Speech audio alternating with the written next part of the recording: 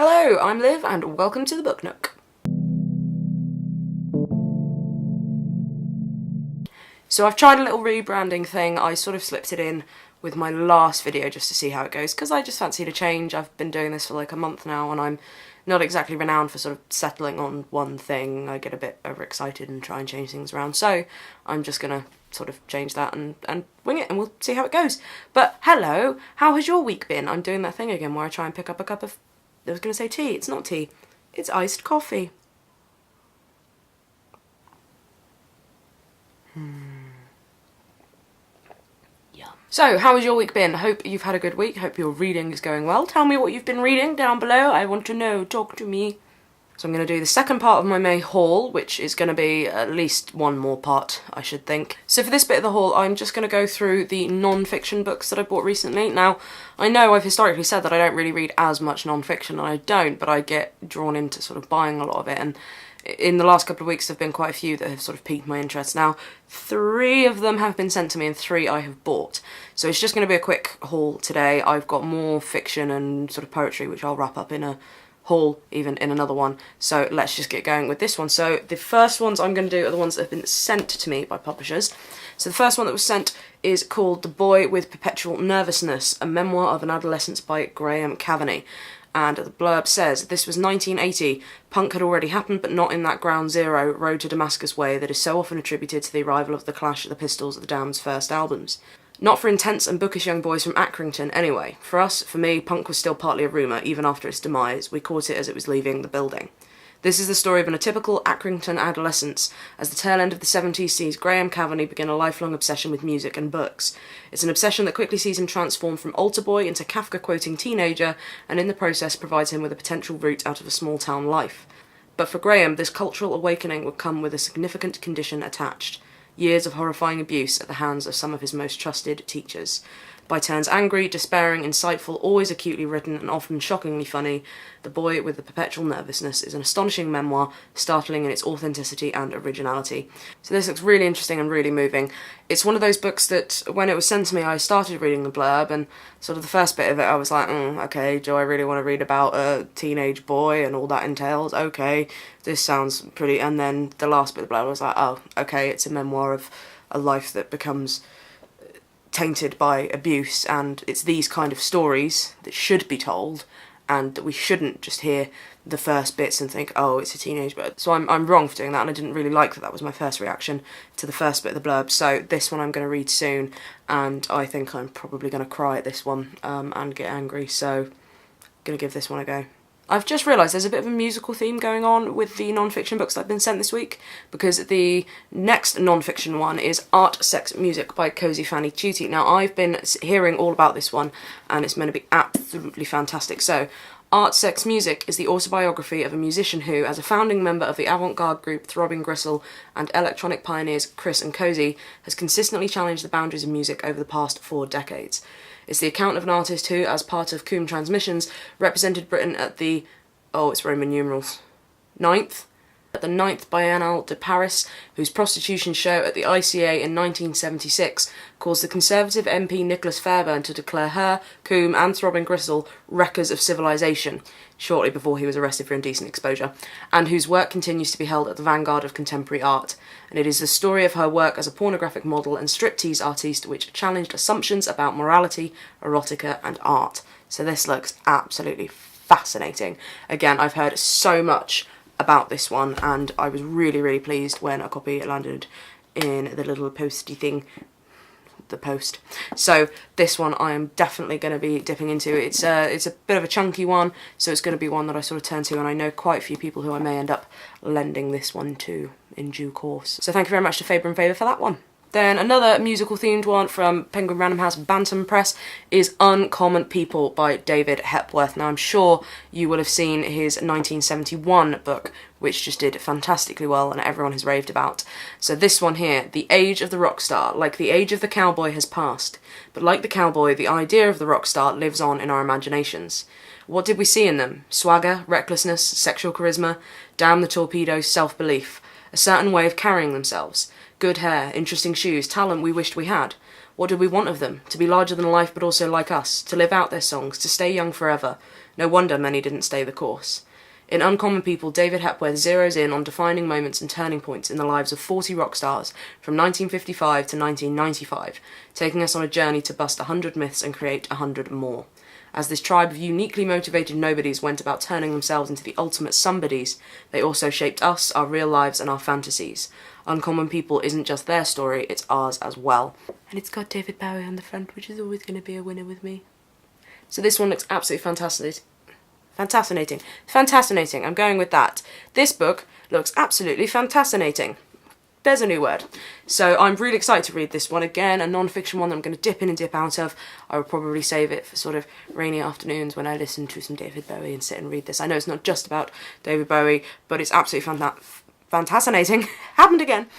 It's really interesting to think, especially now after the year that was 2016, when pretty much everybody in the public eye seemed to die, and a lot of them were rock stars and famous musicians. It's going to be really interesting looking at the sort of myth building and the fascination that we have culturally had with rock stars. So Uncommon People by David Hepworth is out now as well, so I'm really excited to get reading on this one. I swear, whenever I do a video on a Sunday, I can't function properly.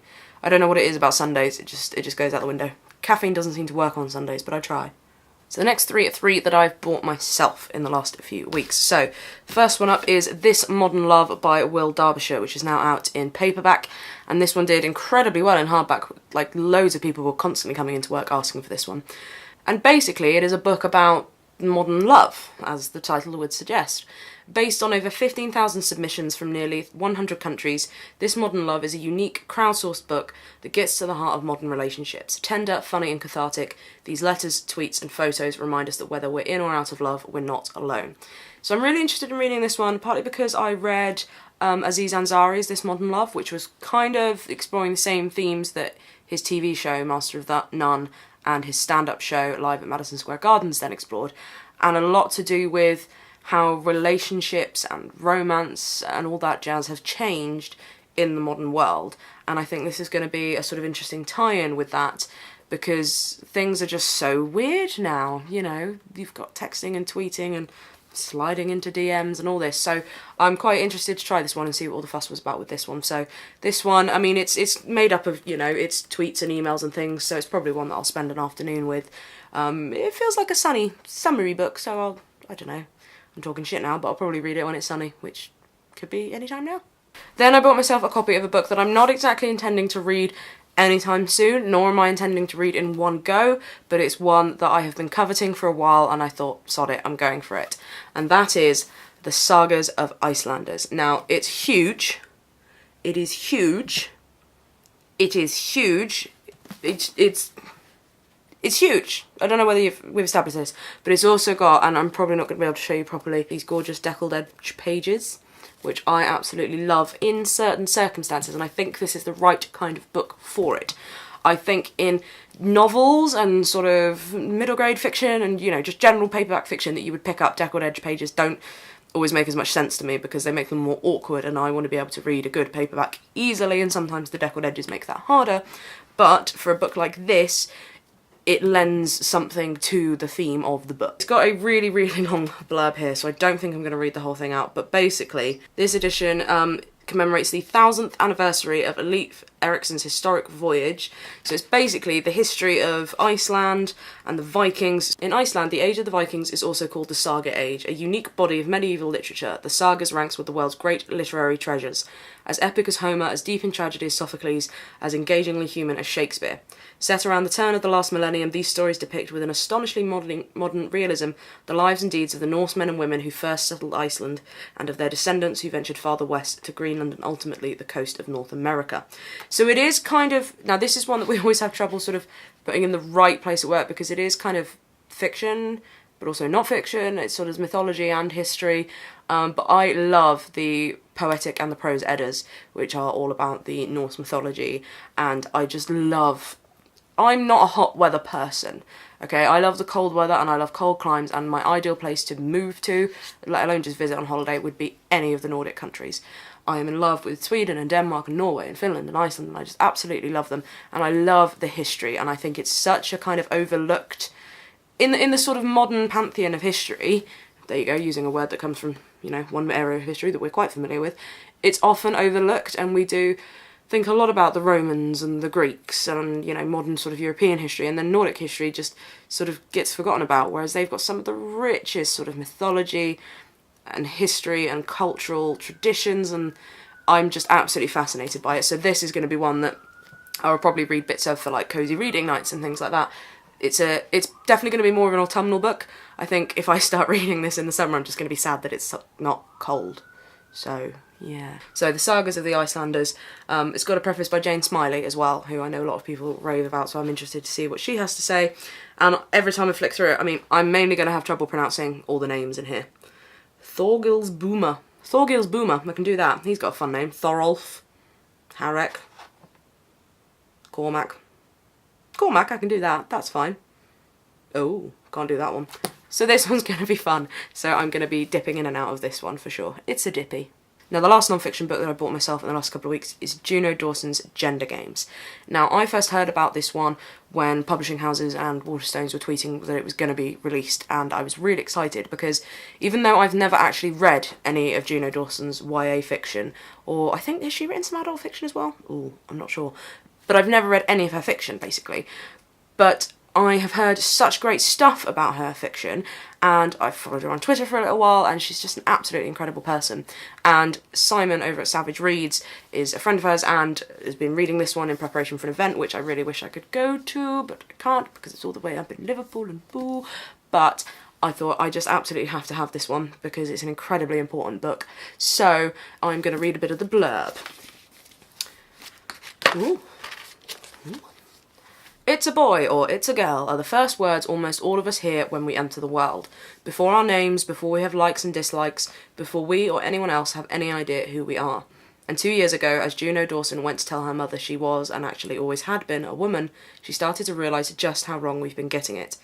Gender isn't just screwing over trans people, it's messing with everyone. From little girls who think they can't be doctors to teenagers who come to expect street harassment. From exclusionist feminists to alt-right young men. From men who can't cry to the women who think they shouldn't.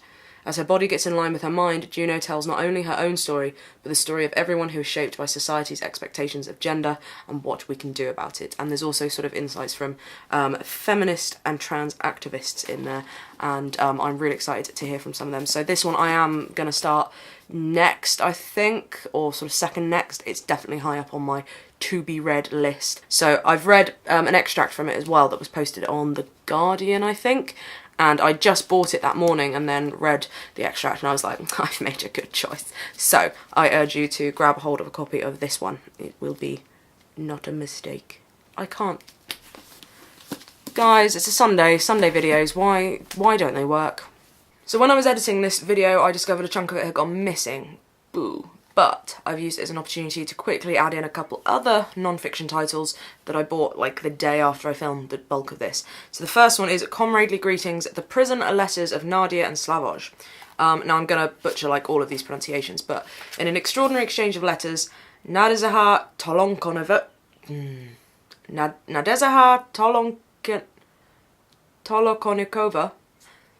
an extraordinary exchange of letters, Nadezhda Tolokonnikova, in prison for taking part in Pussy Riot's anti-Putin performance, and Slovenian philosopher Slavoj Žižek discuss artistic subversion, political activism and the future of democracy via the ideas of Hegel, Deleuze, Nietzsche and even Laurie Anderson. Two radicals, one in a Russian forced labour camp, the other writing to her from outside its walls, show passionately, across linguistic and generational divides, that there is still a common cause worth fighting for.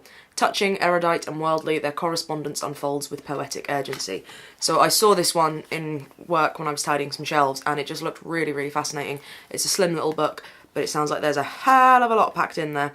So I'm going to give that one a go, I think probably in a cosy reading type night. But yeah, I'm just going to give that one a go. And I know someone who I'm going to lend this to, and if she watches this, she will know that I'm talking about her. And the other one that I picked up that I'm really eager to get reading soon is Another Day in the Death of America by Gary Younge. Now, you may remember if you watch BookTube that when this one came out in the hardback, it was everywhere on BookTube. Everyone was talking about it and it got really well reviewed as well in the press, and it just sounds so vital. Saturday, 23rd of November 2013. It was just another day in America. And as befits an unremarkable day, 10 children and teens were killed by gunfire. Far from being considered newsworthy, these everyday fatalities are simply a banal fact. The youngest was 9, the oldest 19. None made the news. There was no outrage at their passing. It was simply a day like any other. Gary Younge picked it at random, searched for the families of these children, and here tells their stories and explores the way they lived and lost their short lives. So this one is meant to be sort of heartbreaking but beautifully written, and I am going to get around to this one really, really soon. I think, again, it's a book that is so vital and so important, so this one is moving very quickly up my list. So Another Day in the Death of America by Gary Younge. I'm just going to quickly wrap up the only book that I've read since my last wrap-up video. Basically, since I posted that one, I've been crazy, crazy busy doing the podcast for Waterstones Exeter, which I will link down below because I think it's a really good one this week.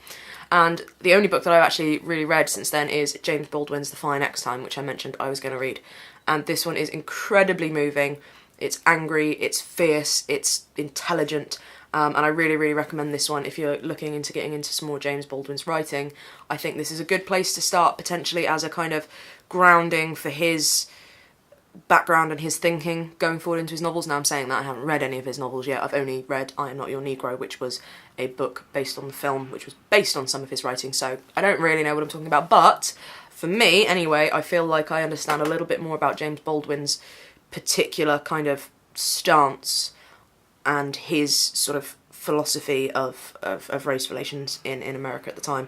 So I think this one would be a really good start to make on James Baldwin, so I would recommend this one.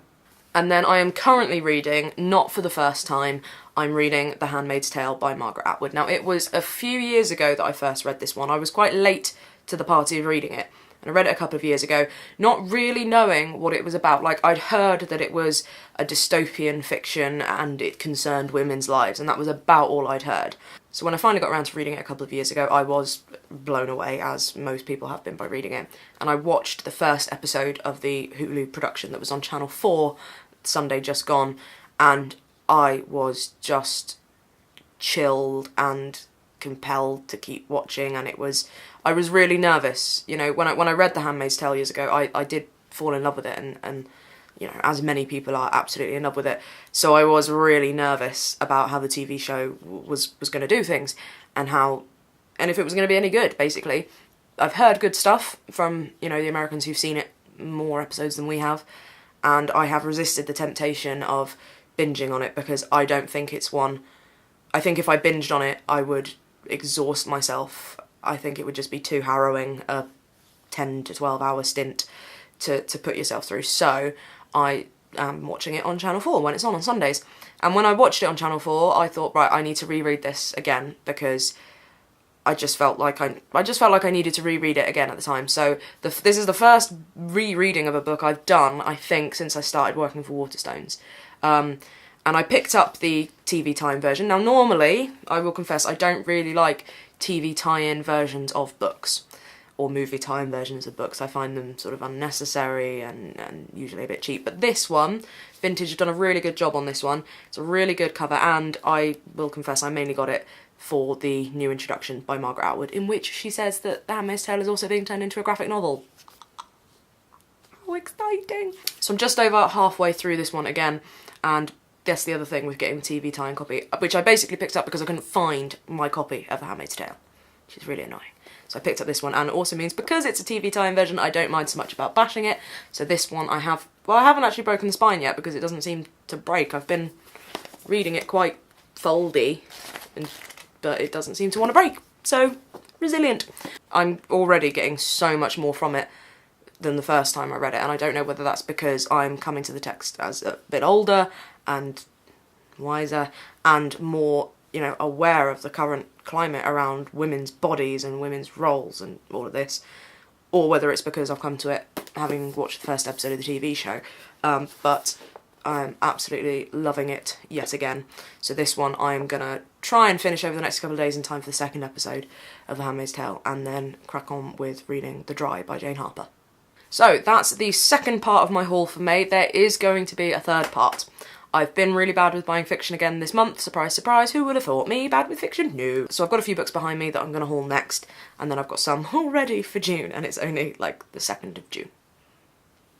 Whoopsies. My planning for videos has been a little bit all over the place for various reasons, and it's something that I will be kind of trying to get on top of.